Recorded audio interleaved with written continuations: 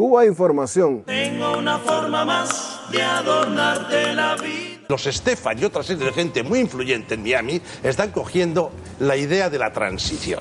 Pues son de la gente que está liderando precisamente esa idea bastante más tranquila, bastante más pacífica, de buscar los acuerdos entre el interior y el exterior.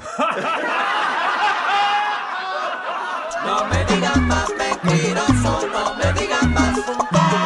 No me digan más mentiroso, no me digan más. Una vez quise pasear y me fui de pesquería. En la tertulia Pásalo de la televisión pública vasca del 14 de abril, el tema a debatir eran las recientes medidas de Obama sobre el levantamiento de restricciones a la emigración cubana. Pero las 8 personas de la mesa, incluida presentadora y presentador, apenas le dedicaron tiempo a dicho tema y se dedicaron a insultar sin piedad al gobierno cubano. Una dictadura además familiar. Solo vive el Politburó del Partido Comunista de Cuba bien. La defensa de lo políticamente correcto impone, claro está, la condena unánime del bloqueo de Estados Unidos por los miembros de la mesa. Creo que el embargo es injusto, creo que perjudica al pueblo cubano. Lo que le interesa a las empresas americanas es que quiten el bloqueo, y lo que interesa a cualquiera, y yo estoy totalmente a favor. Pero para ello recurren al tópico empleado por los sucesivos gobiernos de Estados Unidos, que el bloqueo es la excusa del gobierno cubano para justificar su fracaso económico. Es el gran argumento, la gran justificación para el desastre en que está sumida Cuba desde hace tantos años. Si esto fuera cierto, si el bloqueo no fuera factor clave de privaciones, limitaciones y sufrimientos de la población cubana, y si su desaparición desnudara el fracaso del socialismo cubano, habría que preguntarse por qué no ha sido eliminado en estos casi 50 años. ¿Por qué no se ha puesto a prueba la tan evidente insolvencia del modelo económico de Cuba? La respuesta es clara, porque el bloqueo impacta en la vida cotidiana de la población cubana de una manera brutal, tan brutal como las palabras fundacionales de dicho bloqueo recogidas en el documento del Departamento de Estado del 6 de abril de 1960 y desclasificado en 1991. La mayoría de los cubanos apoyan a Castro. El único medio posible de alienar el apoyo interno es a través del descontento y el desaliento basado en la insatisfacción y las dificultades económicas. Una línea de acción que tuviera el mayor impacto es negarle dinero y suministros a Cuba para disminuir los salarios reales y monetarios a fin de causar hambre, desesperación y el derrocamiento final del gobierno. Sobre el cinismo con que los medios actúan al hablar del bloqueo, las palabras de Rafael Correa, actual presidente de Ecuador, son gráficas. Mencionar los problemas económicos de Cuba sin mencionar el bloqueo es como encontrar un ahogado con los pies metidos en cemento en el fondo de una piscina y llegar a la brillante conclusión de que se ahogó porque no sabía nadar. Entonces, al ver tanta doble moral, tanta falsedad, etcétera, uno no le queda otra cosa a la gente honesta que respaldar con mucho más fervor a un líder histórico como Fidel Castro. Pero en la rica Europa, los tertulianos siguen culpabilizando al sistema económico cubano y no al bloqueo de las dificultades de la población cubana. Lo que ha repartido la dictadura de Castro es la pobreza, porque no ha repartido riqueza, ha repartido pobreza. Habría que preguntar entonces a quien esto afirma si la miseria extrema, el analfabetismo, la carencia de servicios básicos de salud, educación, agua potable o electricidad, o el trabajo en condiciones de semiesclavitud existente en tantos países de América Latina, con economía de mercado y aval democrático, son también debidos a la obra de Fidel Castro. Recordemos finalmente que Cuba es una de las pocas naciones del tercer mundo que llegarán al año 2015 con el cumplimiento íntegro de los 8 Objetivos de Desarrollo del Milenio propuestos por Naciones Unidas. Este es el medidor real, objetivo, de los resultados en materia de desarrollo social de un país, por mucho que les pese a quienes pretenden negar la obra de la Revolución cubana.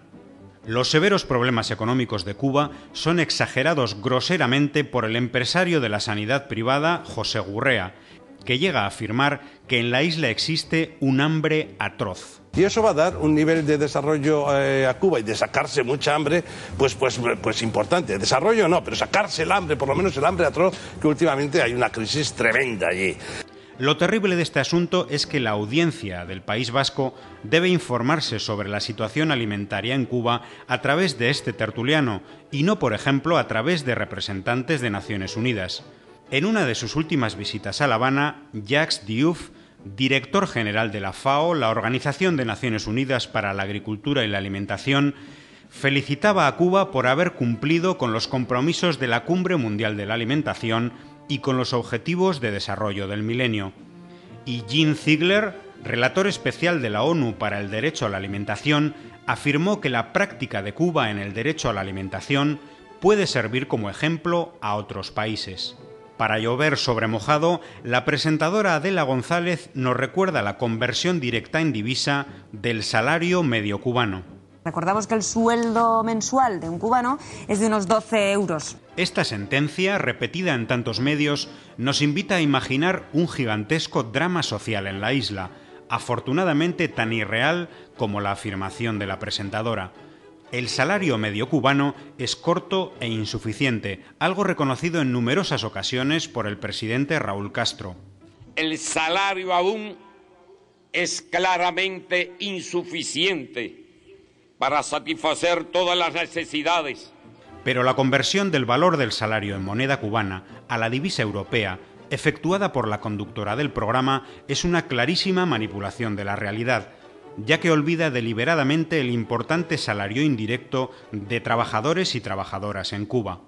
El Estado cubano subsidia la canasta familiar, la alimentación en centros de trabajo y escuelas, así como un sinnúmero de bienes y servicios que van desde la educación y la salud en todas sus ramas, incluidas muchas que son de pago en Europa, por ejemplo, hasta el transporte, la vivienda, la electricidad, el teléfono, los libros o los espectáculos culturales y deportivos, por citar solo algunos.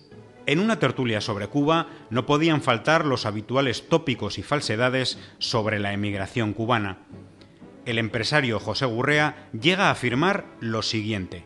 Viven de dos tipos de cosas, de las remesas que mandan, no los emigrantes, los exiliados. Aquí mandaban los emigrantes a España, tiempo de Franco, allí no hay emigrantes, hay exiliados. En línea con el discurso de extrema derecha de Miami, el tertuliano llama exilio a toda la emigración cubana, que actualmente es de clara raíz económica y con características muy similares a las de cualquier otro país latinoamericano. Pero para el discurso mediático, mientras los espaldas mojadas de México o los balseros de República Dominicana o Haití son emigrantes, en el caso de Cuba debemos hablar de exiliados.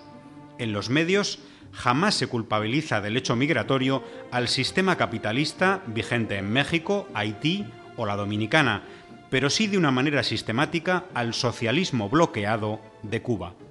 Tampoco parece conveniente, para el mensaje acusador de los medios, recordar que Estados Unidos acoge y otorga residencia a todo cubano o cubana que pise Tierra del Norte, mientras mantiene su política de expulsión para el resto de la emigración latinoamericana. En el mismo terreno, el empresario José Gurrea recurre a la exageración al hablar de la cifra de migración cubana, según él, 3 millones de personas. Porque fuera de Cuba vienen 3 millones de cubanos. El boletín en español Washington Informa del 15 de septiembre de 2006, editado por la sección de intereses de Estados Unidos en La Habana, que recoge datos oficiales del Censo de Población, habla de algo más de 1.200.000 cubanos y cubanas residentes en Estados Unidos. Reconoce a continuación que 1/3 de ellos ya nació en Estados Unidos. Esto hace trizas el embuste del tertuliano José Gurrea, al reducir la población cubana emigrada a unas 800.000 personas. Si sumamos la del conjunto del mundo, esta no superaría el total de 1,5 millones de personas. Es decir, menos de un 13% del total poblacional de la isla, cifra claramente inferior a la de muchos países de su entorno. Y es que no hay más que recurrir a los propios documentos del gobierno de Estados Unidos para desmentir las mentiras y disparates de sus más fieles seguidores.